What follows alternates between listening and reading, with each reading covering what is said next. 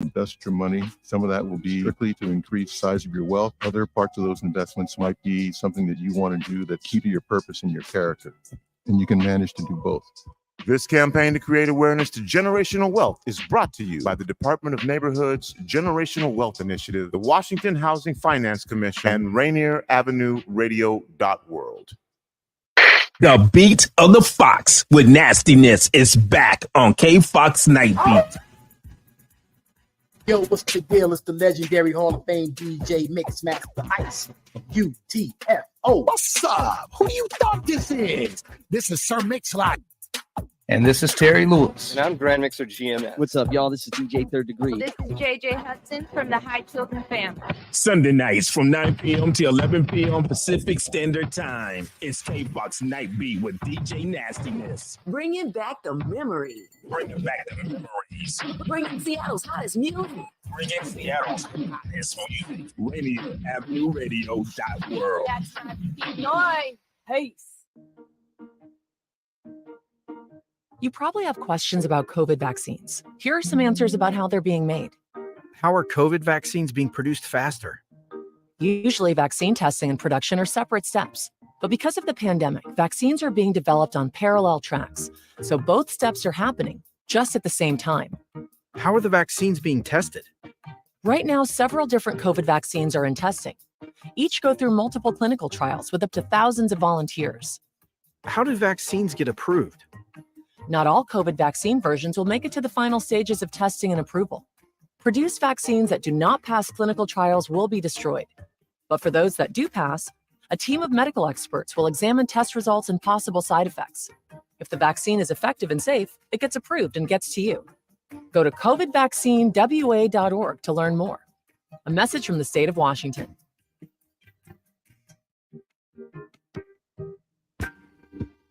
This is Paul Pearson, host of Star Time. And when I'm not meeting Mrs. Jones in that cafe for a chat and nothing else, I'm listening to Rainier Avenue Radio .world.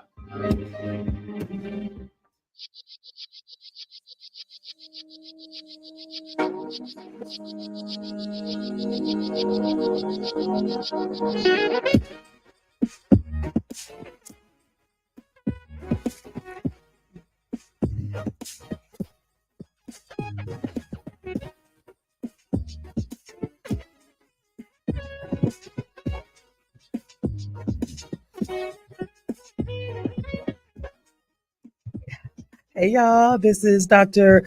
Traci Harrell and I'm in studio today. Yay! Yes, I am right here in studio at Rainier Avenue Radio, and I came here because I wanted to show off the Call to Conscience Museum. And I have a friend who's here with me. I'd like to introduce Miss Candace Dickson, one of my besties. Hello, how you doing, Traci? You know I love you, girl. How are you? Oh, you too. Okay, so we're going to have you lean into the mic. Okay, how about that? Ooh, Better?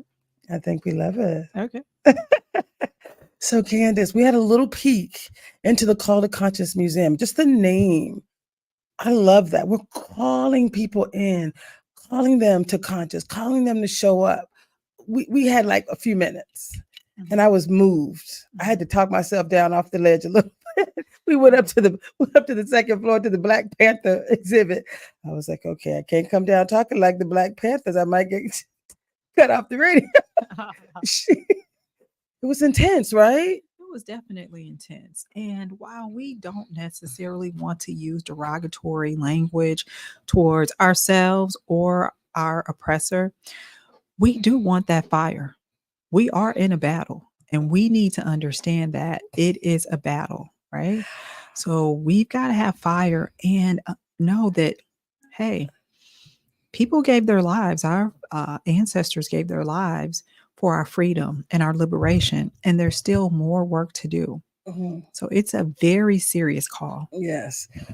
Whew, y'all, the call to action, the call to conscience. I love that so much. There's so much to see, so much to do, not just during Black History Month, but just in general. Like we're here to make sure we remind people that here are some of the exhibits, right? We got Revere XR, we got Ezel, 40 years with Louis Rudd.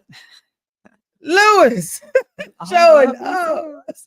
It was so nice. So actually, when I came here last Monday, there's a huge video screen with Lewis himself, hearing him talk about their journey. It's a beautiful thing. So much to see, so much to do. We invite people to come right out here to 4916 Rainier for a true experience. Oh, yeah. An experience. Definitely. Oh my goodness. Okay. So I'm going to have you show us this way, the other way, whatever that looks like. So we're going to talk a little bit about an experience. I like using that word. So the show is called Better Together and Living Powerfully. It's the Better Together Empowerment Series because this show is all about empowerment. It's also the Living Powerfully experience, right? Because we want people to have a true experience so that they know what to do, which is what the Empowerment Series is about, right? We can do whatever we need to do together. But when you think about how to do it, that's what the Living Powerfully experience is. That's when we talk about truly showing up with things like positive intelligence and what I call transformational inclusive leadership. There's so much value in us showing up and doing this work together. And what I love, this is what we're going to talk about today. Can you see that? Be a revolution. Be a revolution, baby. That was the book review that we went to just recently. Mm-hmm. Yeah, the book review was nothing short of amazing for me, right? I was very impressed not only with the author's, she's got 5-star book writing skills, right? She's a great author, but this lady is funny. She is humorous, right? She's telling stories and she's speaking her truth with a level of comedy so that we all feel comfortable. Right. We're talking about these very serious subjects, right? Yes. We don't want to be in tears. We want to remain powerful, right? So there's definitely a way for us to make sure that we have a lightheartedness to a degree about some very serious concepts and things that we need to work on. Hey, Daniel, look up every now and then. I'm giving you some hand signals. I didn't know how to type. I'm like, okay. So do me a favor. Tell me if you had to describe your key lessons learned from this, what would that be? You said just seeing them and the inspiration she said about writing. Mm-hmm. Oh, yeah. First things first, I must become an author, right? I almost believe that just about everybody should write a book, right? Everybody should tell their story. And that when you do so, you give the permission to someone else to tell their story, right? As African Black people, our history was passed down through stories, and there was, neighborhood and village storytellers, and that's how we learned our history. But as that village style, lifestyle kind of goes away, it's going to be imperative that we start to write books about our history, write books about our journeys in life, because guess what? 100 years from now, 50 years from now, that truly becomes history. We all have something to say. When you're African Black living in the United States, you have got a story, no doubt. And it's imperative that we keep our history going. So whatever your story is, get it written down. I love it. Mm-hmm. I love it so much. Thank you for that, Candace. Yeah. So we, as you know, I've contributed to 3 books that became international bestsellers. One was called Ignite Happiness. The second one was called Ignite Your Inner Spirit. And the third was called Ignite Possibilities. People, that's because anything is possible. Oh, yeah. So the next books that I write will be compilations, but I'm on the front cover of the third one because I helped 30 different authors to tell their story, to birth their story.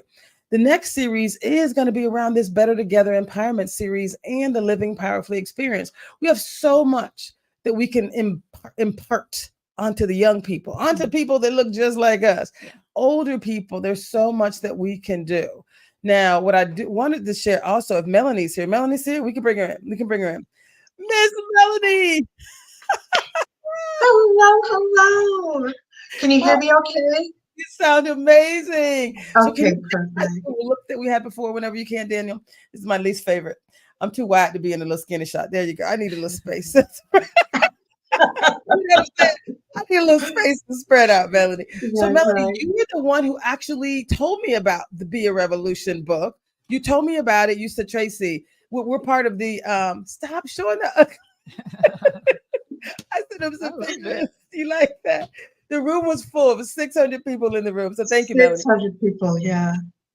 Oh my God. So tell us about Unbelievable. what were your key learnings from this particular book? And if you had to invite people to Be a Revolution, what does that look like and sound like to you? You know, I really loved her inclusivity, though she's very straightforward, a Black woman in America, and tells her experience. What she did for me was bridge the gaps in understanding for any so-called oppressed people, including, and really for me, especially white women. She has a large white female following, and it's so brilliant the way that she handles that following in letting them in on the story that, hey, you know what, you're getting treated just like me, you're just not admitting it, we're all in this thing together. It's really one of her strengths. So that's why I told you, excuse me, you've got to see her live. And just like your other guest was saying, oh my God, she's so funny. She's my Dave Chappelle, where she can bring up all of those sensitive issues that nobody wants to touch or talk about and bring everybody into the room with her.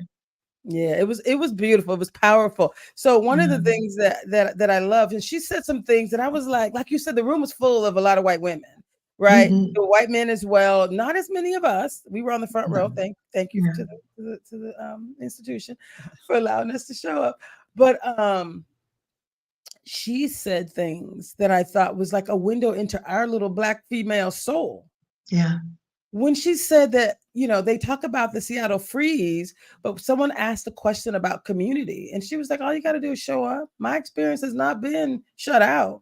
My experience has been when you show up in community, in the Black community, you're looking for somebody to be a revolution, you're going to find somebody, and you could join the crew, whatever that looks like for you. It was very empowering. I was like, that has not been my experience either. I haven't felt shut out. There are some people who consider themselves gatekeepers for sure, but you just move around the gatekeepers and keep it moving. So do you guys agree that there's like enough community, enough opportunity that we get to show up and we all get to be a revolution? Absolutely. I mean, the author stated that, hey, the Seattle freeze, that's a white person's thing. We don't go through that. We're not frozen out, right? I have my friends in Seattle are my family, right? That's how it is with us. We are family. And there's, without a shadow of a doubt, not anything that, you know, they won't do to extend themselves to me. And when I connected with the African Black community, I mean, it was just like I felt home. I had my family. I love it. And I want to make sure nobody writes us and say, I've been froze out.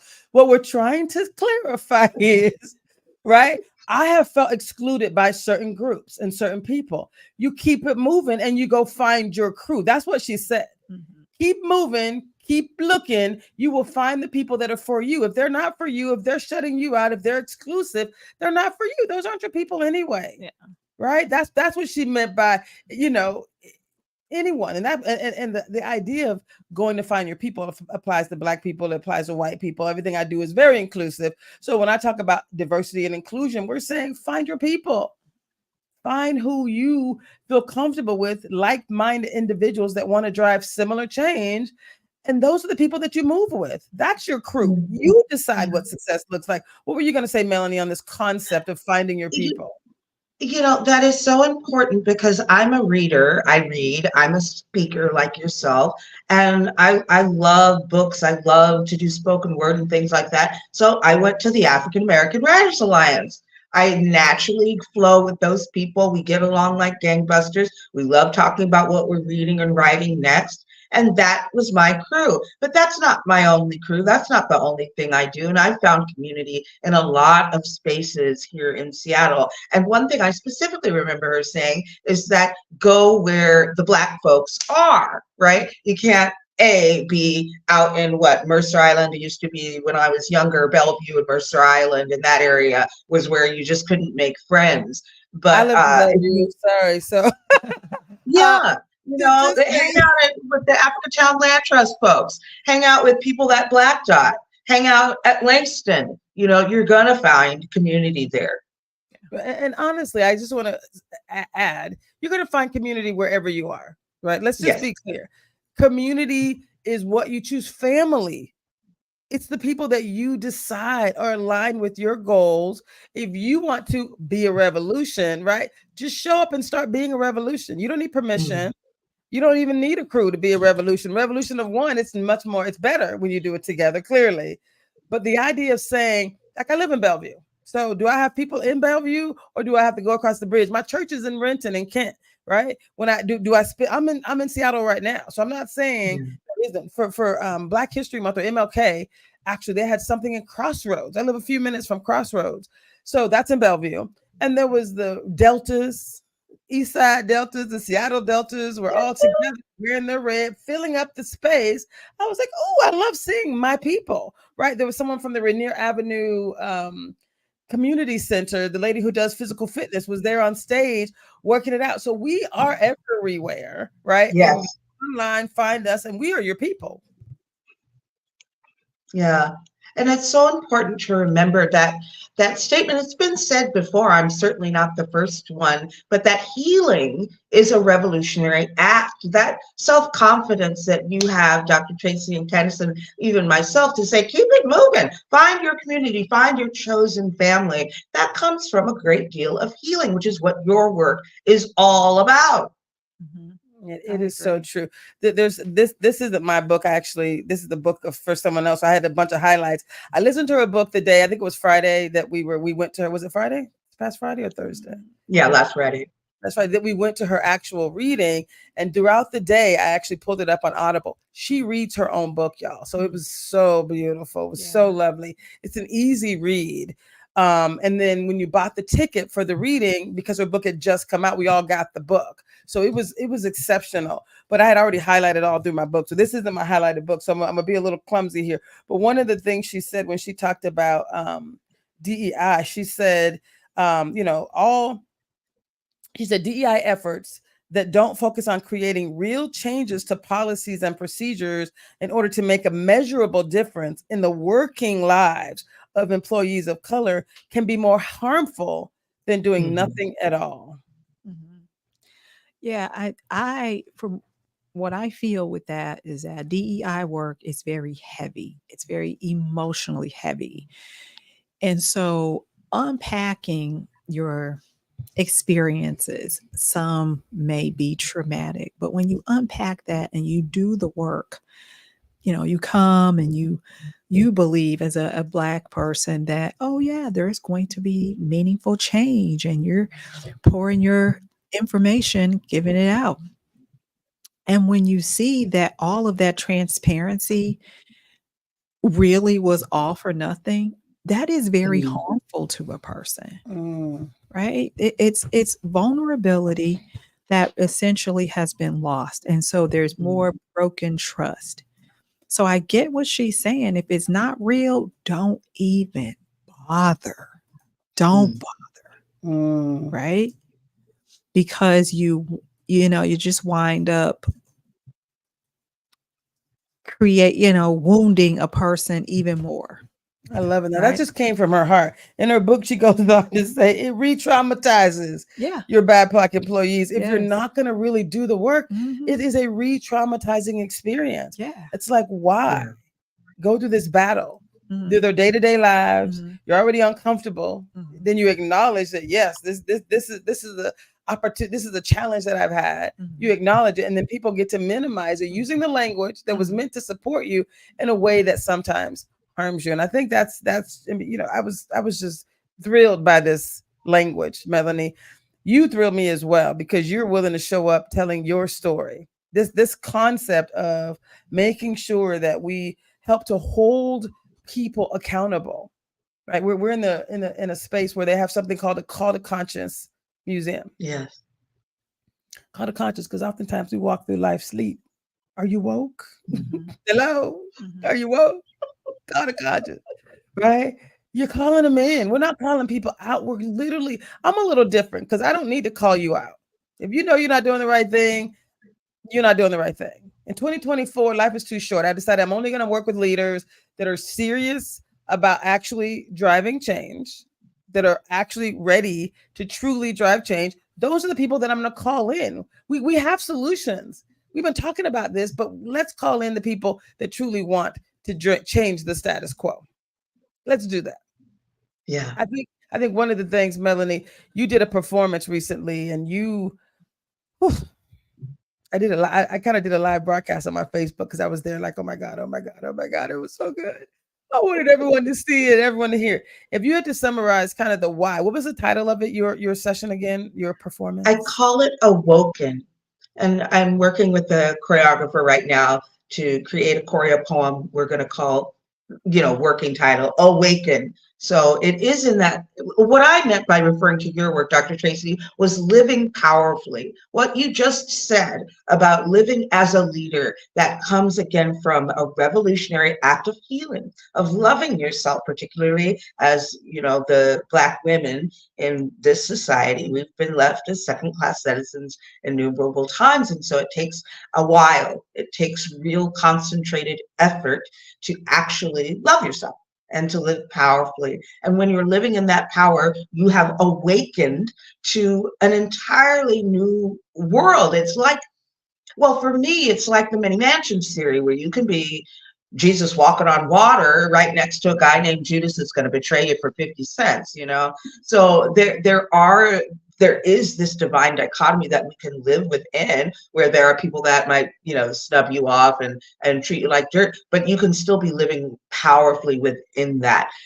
One of the things about Awoken, summarizing, is that it is allowing words, our words, to be those originating structures of all things, from art to architecture. They are magical substance, in other words, that can transform pain into power. And that's what Awoken was really about, using what I'm thinking of as the George Floyd massacres over the 2020s to right now, and how I used my words. I used living powerfully and healing as a revolutionary act to awaken myself and others to what we could do, what we are capable of.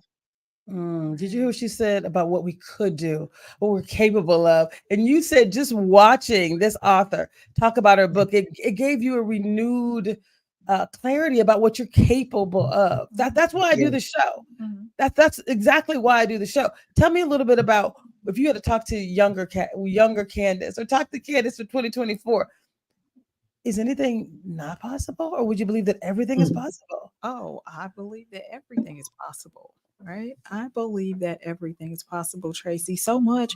So there's that old adage of, if you can believe it or see it, then you can achieve it. And you know how the saying goes. But there is so much truth in that, right? We underestimate our abilities. We downplay the power that we have within ourselves, because, and it's not that our self-esteem is so low. I mean, these are the messages that we're getting, right? We have these states of mind because it's the messaging and what we see and how we're treated in the broader communities, right? Out in society. But for me, when I take a step back and I really focus on myself through meditation, through yoga, through practices, what's the word that I'm looking for, Melany? The phrase is spiritual practices, dealing with in the non-physical, and the positive affirmations. When we take the time, when we, stop trying to boss up, we're all very busy, and we all have wonderful lives that we need to maintain. However, when we put that down and we just focus on ourselves, we are so much more powerful, right? We build up that strength. We attract those individuals and that energy that matches that strength that we've, kind of built up in ourselves. And man, the call to consciousness, we don't even have to talk about it, because we're doing, making, and creating all the time when we're together. Look at this, y'all. It is so much better when we do it together. It really is. Y'all, one of the quotes that she said, and this is just some of the notes I was taking as I was listening to her book on Friday, but she said, the audacity of unapologetic imagination. Mm-hmm. Her book, her why. It was the she wanted to give people the audacity Mm-hmm. of unapologetic imagination, imagining a future that was going to produce the outcomes that we all say we want. That's about being a revolution. Oh, yeah. Oh, yeah. And being able to, in a sense, give your life for this work, right? None of us want to die a revolutionary, right? None of us want to be in that. But I do think there are parts of you to be a true revolutionary. There are parts of you that you have to give up because it does not. The question is, well, it's a matter of personal preference, or this is what I think is true, or this is what I believe. It becomes a we thing. And if it is not, if your actions do not meet up with what's in the best interest of the community, us, we as a whole, then we have to make a different decision. See, I love this girl right here, y'all. When I first met her, I met Candace at a Tabor 100 event, and talk about finding community. Just like AWA, African American Writers Alliance, just like the National Black MBA Association, just like Tabor 100, just like Black Owned Business Excellence. There's a lot of community. What's Black Dot, Africa Town? Like there are groups and communities that are showing up, that are being a revolution, that have decided they want to be the change that you want to see. And what you just said is, and when I first met you, you said some things that was talking about community and the imperative that we have to contribute to each other. I was like, oh my God, that's how we became friends. Mm-hmm. Yeah. I was like, I like you. You, my name of my company is It's All Bigger Than Me. And she's over there talking about it has to be bigger than me for me to be involved. I was like, well, all right then, sister. We were immediately family, right? It was a soul. You just said you got to be willing to give up something for yourself. There's so many people that are into themselves. Like when I was in the corporate space, like people who know me, they know Traci is legit, authentic, and I'm gonna show up for the people. Period. I will self-sacrifice for the people. And I remember reaching out to some of the leaders, like well-known leaders right here in Seattle at Microsoft. And I was like, hey, you guys know, I wrote about this in one of my books. Some young girl came to my office and she wanted to commit suicide because of the experience she was having at Microsoft. Now, Microsoft is a great company, just like all of them. They're good companies. They're saying the right things, but are people having experiences that are traumatic? Yes. I literally talked the girl off of a ledge. I was like, let's call your mom because you didn't fail here. We failed you, and the system has failed us all. Let's talk about that. She was the first in the family to go to college. She was the first in the family to be in a big company like Microsoft. She was the first, right? And she was literally Miss Traci. So much riding, right? So much riding on her success. Yeah, so much. Yeah. We have to redefine what success means. Tell it, especially in the African Black community, because we already know these systems are not set up for us to win, right? So we have to stop sending our children out in the world and saying, oh yeah, you need to work for these companies, when we know that these companies are not, that this is not. May or may not work out. It may or may not work out. That's why I decided, you know what, I'm going back in, y'all. I'm all in, because for the companies who I believe they didn't know any better, I have to be, because there's some good people that I honestly believe. Now I'm bringing a solution. Like if you didn't know any better, here goes some solutions. If you're not down with it, it don't have to be mine, but you got to be doing more than just some basic stuff. Literally, the leader over diversity and inclusion at Microsoft, I swear to you, beautiful woman, I'm sure. But she said, Traci, we're going back to the basics. And I'm like, we got time to be going back to the basics? Are you kidding me? I had leaders saying, you know, you're ahead of your times. We've been talking about this for 30 years. How am I ahead of my times? Years. I'm really not. 200. Yeah. Yeah. I really love what you said, Candace. For decades. Sorry, go ahead. Yes. No, I was really into what you were both saying about what am I going to have to give up, and one of those things was to think that you We're ahead of your time instead of, no, this is right now. It's 2024. We're dealing with the same things our great grandparents had to deal with someone kneeling on someone's neck for 8 minutes and 46 seconds, as we saw Derek Chauvin do to George Floyd. When we're being faced with that kind of violence, we really have to listen to, what am I going to have to give up? And one of them is, the fear of being wrong, fear of seeing yourself as right as well. The fear of all of the non-physical things, and fear is one of them, that we haven't been able to face up to. The non-physical, to me, is the first thing that's making the physical occur. As I was saying, words are those building structures to all things. And when I think about all the non-physical, the unreal and the invisible that we're afraid of, like, was it Marianne Williamson, I think, that said, our deepest fear is that it's not that we're inadequate, it's that we're powerful beyond measure. We're afraid of that non-physical inner spirit that strengthens us. It's in us all, it's through us all. And we have to be able to come to grips with that. The fear of the invisible, let's just call it that. But that's what I had to give up.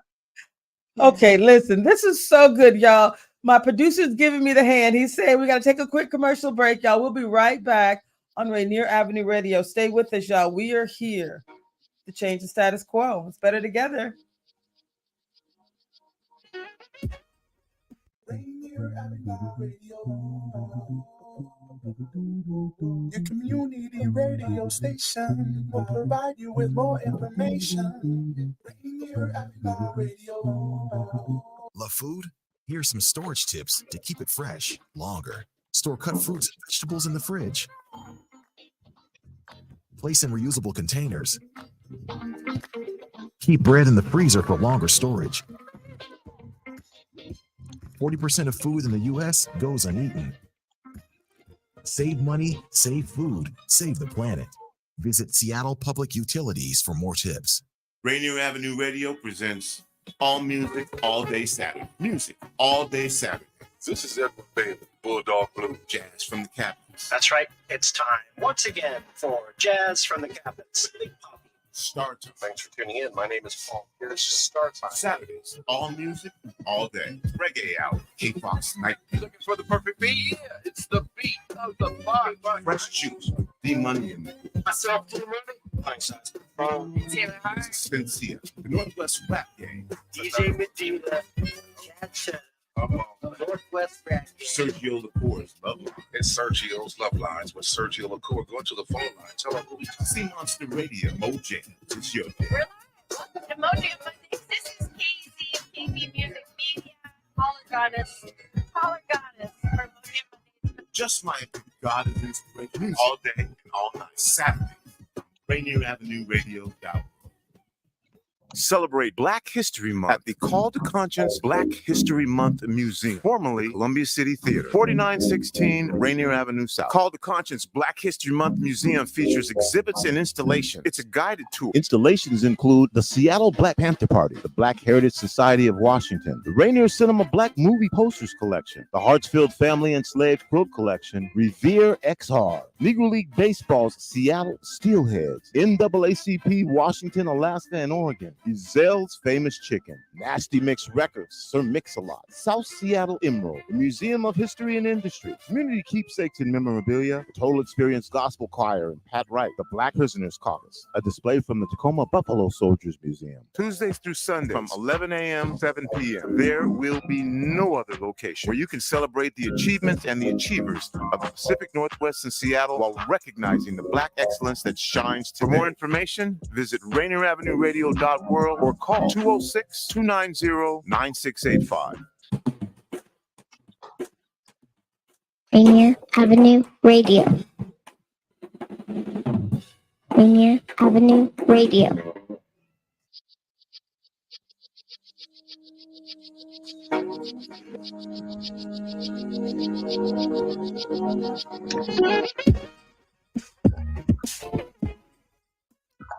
Hey, y'all. This is Dr. Traci Harrell, and I'm right here in Rainier Avenue Radio's official studio with one of my besties. Say hello to Candace Dickson. Oh, hey, Melany's back. Hey, Melany. Y'all, we are here.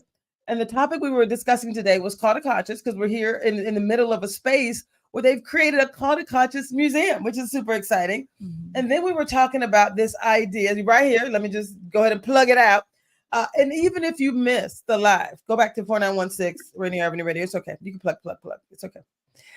So it's called the Black History Month Call to Conscious Museum. Tons of featured exhibits. We actually took a peek upstairs at the Black Panther Party exhibit. Louis Rudd, 40 years in business. There's tons of Black movie posters, lots of history. Revere XR, that's actual. I love that. So you got the history and then you got the new age. So what they did with Revere XR is they've created an opportunity for you to look into kind of how the CD was back in the day. It's a beautiful thing, but lots and lots of content. I couldn't be more proud to be a part of an institution like Rainier Avenue Radio, who's all about community, by community, for community. We're showing up for you guys. I love it. And then there will be videos, the documentaries and stuff, but they need you to come. They need you to come in here. They need you to flow into this space, y'all. 4916 Rainier Avenue. Okay. So we were talking about Call to Conscious just because we love the language. We love calling people in. We're not calling you out, by the way. You have nothing to fear with me. I'm not one of the Black girls that's burning stuff down. I ain't burning nothing down. Right? just to be clear. I'm not lighting nothing off. I'm calling you in. If you're someone who actually wants to drive change, we're saying it's better together. Join us. We're also saying we have a living, powerfully experience that will help you to accomplish the goals that you say you want to accomplish. That's what this is all about. So show me the other view. You know, I like that better. Big girls don't like to be squeezing into a view. I'm just saying. So we actually all went, thanks to Miss Melany Bell, who's the current chairperson of African American Writers Alliance. We went to see this author with her book debut called Be a Revolution: How Everyday People Are Fighting Oppression and Changing the World, and How You Can Too. So today we're talking about how you can too. And the last thing I think I heard you say was you talked about Melany Bell. You were just saying we all, we have to give up some things. I think you said that, Candace, and you talked about fear as one of the things that we have to give up. Yeah. Tell us a little bit more about what you've had to give up, Melany, and then I'll go to you, Candace, and I'll talk about what I've had to give up in order to be about the people, about what it means to be a revolution. Well, I had to look back to look forward. It is that Sankofa moment that you realize that what Dr. Joy DeGruy was saying at her conference at Langston this weekend was that she had to realize that our ancestors were going through even worse than what we're going through right now. We weren't living through our children being snatched out of their beds and, given to the master and working from sun up to can't see at night. We're not living through those things. We have we've crossed an enormous distance. And so our fear is unfounded and we must stand up. My mentors like Dr. Mims, Maxine Mims, and Dr. Joy Hardiman, and Dr. McDade, all of these women that were getting their PhDs to speak their voices in a time when women like Alice Walker were being banned from libraries and schools here in Seattle, Washington. Dr. McDade was putting her literal life on the line, as was Dr. Mims and Dr. Joy Hardiman. They were literally putting their lives on the line so that we could be published, so that we could use our voices. And it's nowhere near as frightening for me today. So I have to stand up. It's just way easier. And this is how we realize that those dreams deferred become these empowered young people. I'm not so young anymore, but I was at the time. I became empowered by the fact that I had it easy compared to my ancestors and elders. So it really behooves us to look back, look at your history, look at what we've been through and see that even Dr. King's dream has been realized in so many ways. Candace is smiling and nodding. What are you thinking right now? Well, when we talk about fear, I definitely had to give fear up. I had to get over, and then I had to give up myself, right? Not completely, but the individual nature of self, right? That, I pulled myself up by the bootstraps. Look at me. Look So at you what so you I'm go do the same? doing. Yeah, I had to give that up because number one person just really travels a very short distance, right? One person does, but a group of people can travel really far. And I asked myself, I said, well, where do you want to go? I was like, I want to go far. I want to do as much as I can to help as many people as I can. So with that attitude and with that vigor, I knew that I had to link up with other like-minded people, right? So the individual sense of self, I had to give that away. And find my family. Find the family. And no matter what, just stay in there. Through the arguments, through the, hey, I don't think this is right, through all of that struggle, we're still together. We still have a mission, and our mission is liberation. Did you hear that, y'all? The mission is liberation. And liberation, just like, I often, whenever I'm on conversations with people, I ask them, what does living powerfully, what does that actually mean to them? So I'm going to ask you two, I don't think we've had this conversation, at least not on this particular show. When you hear the term living powerfully, Candace, what does that mean to you? What do those words actually mean to you? It goes to that. It's better together. Living powerfully means that we're living together.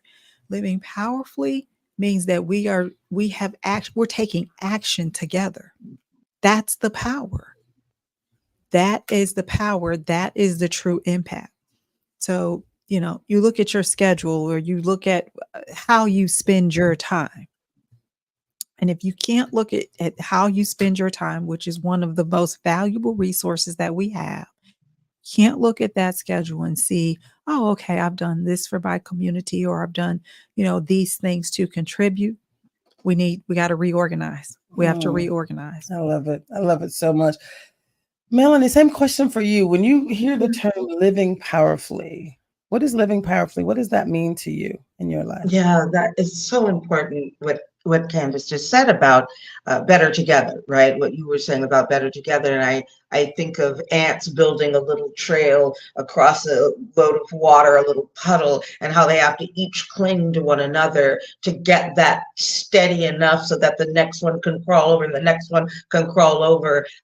But selfishness is something that we really have to give up in order to become the powerful beings and living powerfully that we're capable of being.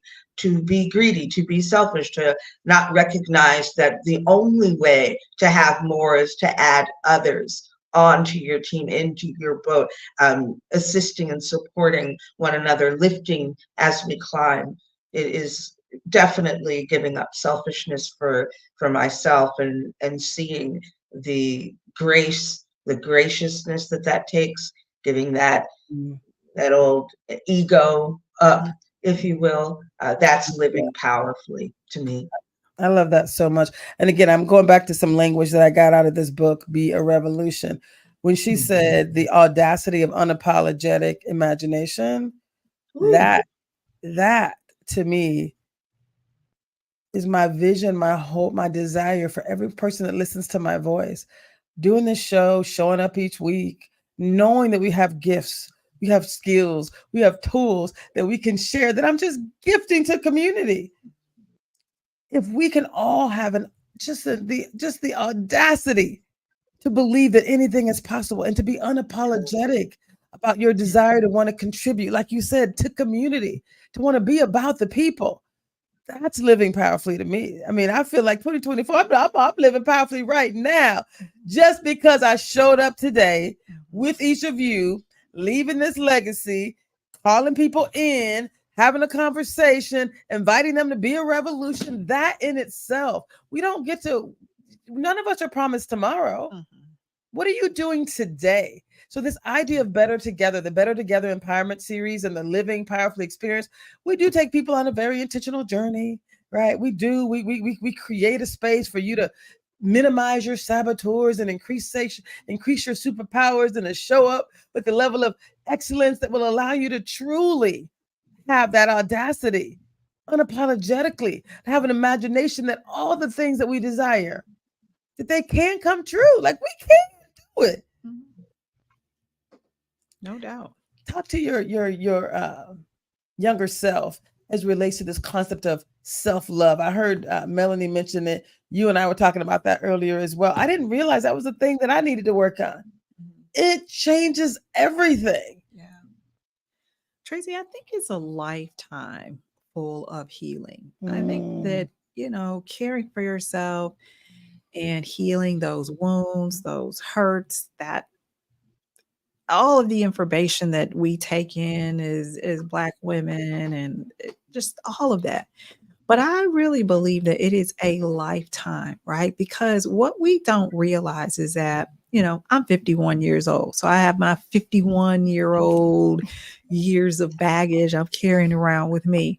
But guess what? I have the DNA of my grandmother. I have the DNA of my great-grandmother.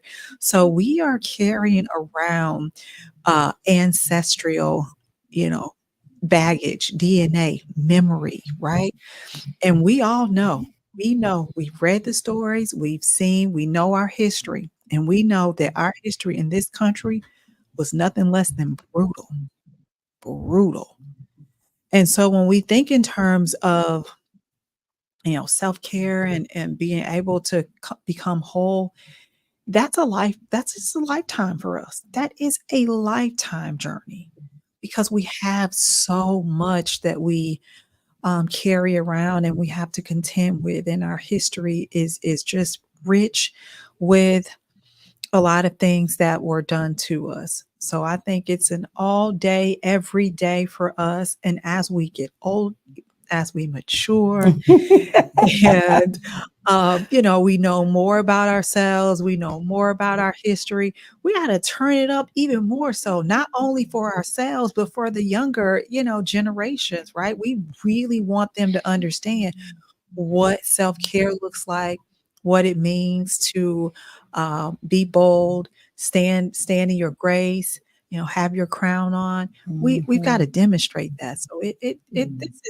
this is all day, every day, lifetime. I totally agree. Melany, what are your thoughts when you hear this concept of self-care, the importance of us leaning in? I know you saw Joy DeGruy in her book, Post-Traumatic Slave Syndrome, which talks about the fact that modern day African Americans are experiencing the negative impacts of the past, combined with any discrimination or oppression that they endured today. Like all of that's connected to really create a space where we have a lack of self-esteem. She talks about persistent feelings of anger, internalized racist beliefs, right? A book that was written back in 2005, re-released in 2017, still relevant, still hugely relevant today. Because again, I focus on the positive side. Even though we know all of this is true, what would you tell someone who might be experiencing some of those negative energies? What would you tell them about why it's so important that we show up in our most positive light, leaning into self-care, self-love, and healing? That is such an important question. And so have all of these been, by the way. When I personally think about self-care, one of the things that my sister and my parents always told me, and I wrote a book called Everything I See Is Me, is that the circumstances that you find yourself in you've put yourself there.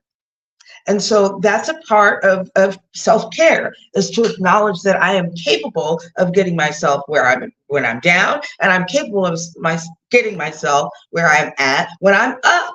So it is a personal responsibility that is self-care. And there's also the maturing, talking to my younger self, going from what some people call like the lower chakra, from sexual to intellectual, that we're dealing with, and how I chose self-care to continue to feed my intellectual self, to continue to feed what wasn't being valued from women, from hidden figures, right, to Henrietta Lacks, but our not just our tissue that births every genius in the world, but the memory, the intellect, to remember that my body is a sacred and useful temple and tool to build literally every genius that ever was. Every invention and innovation that ever occurred can come from a wombed man, in my understanding. And so by reflecting on myself, by caring for myself, by accepting my good and my bad, my both andness,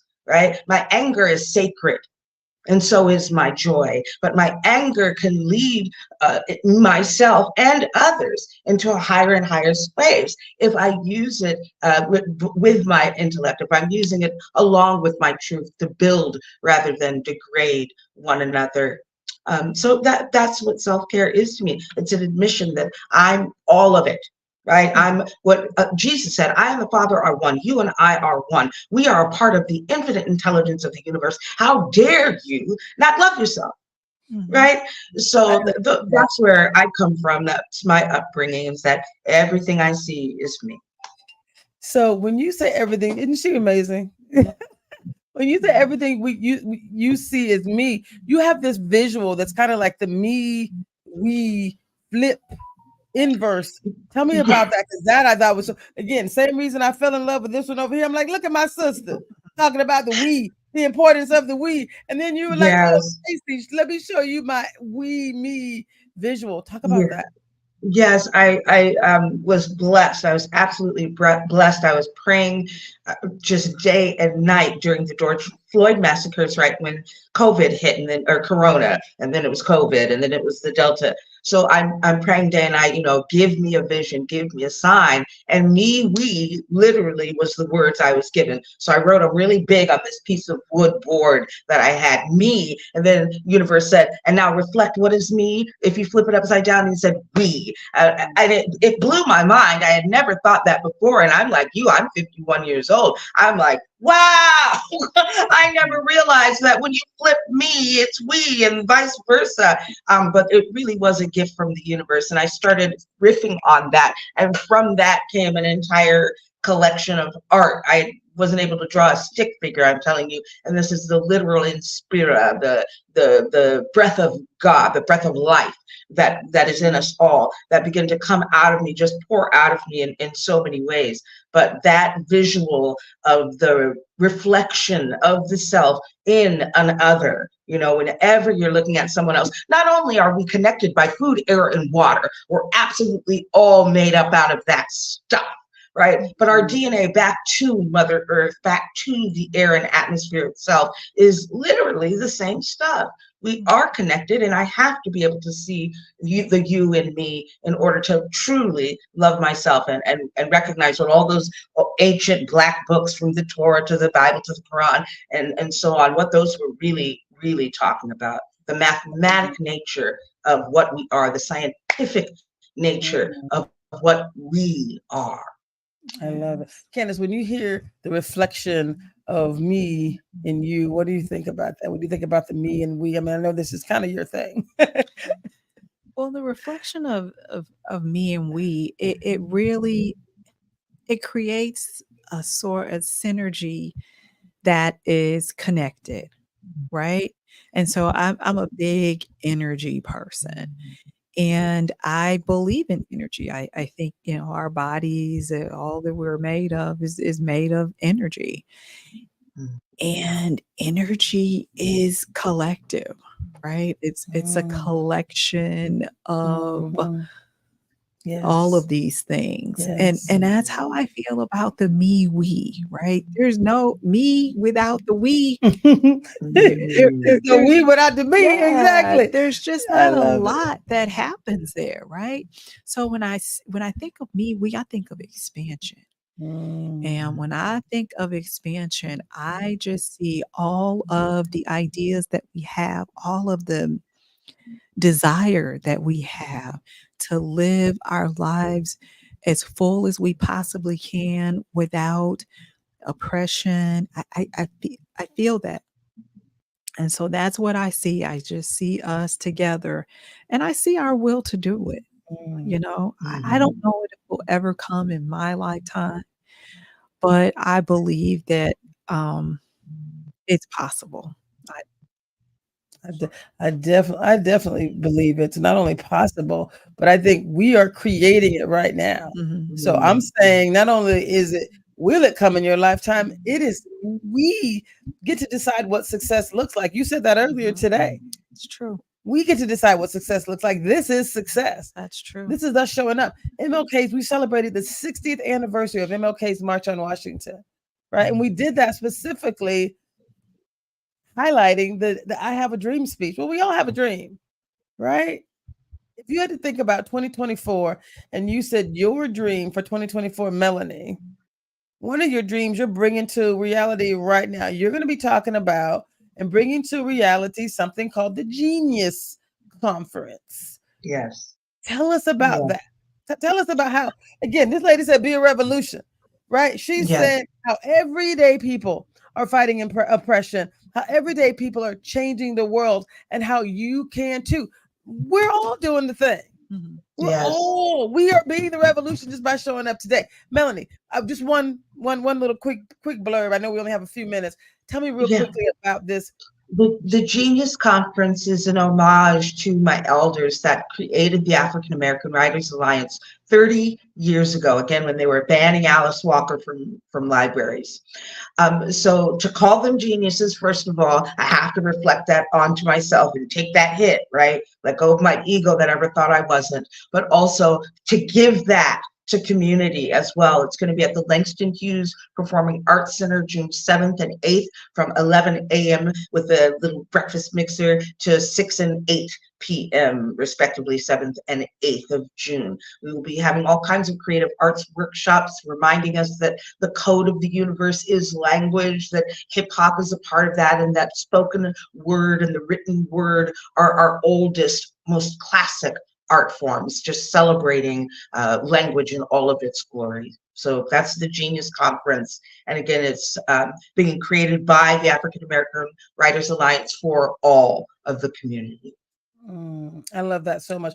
We actually won a little, the grant that we won through the National Black MBA Association was one that I wrote because I had been leading this Better Together Empowerment Series and the Living Powerfully Experience. And the National Black MBA was founded 54 years ago.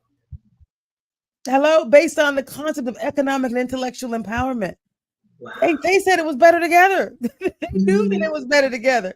People were showing up, having experiences that were less than optimal and not understanding how, why. And they were also in these corporate spaces learning all this amazing stuff. And they wanted to make sure that that was going back in community. So when I think about who I am and how I show up today, it's like, it's better together. Whatever we're doing, it's better together. And I'm so proud to still be a part of the National Black MBA Association. We have a new president. His name is Dr. James Carter.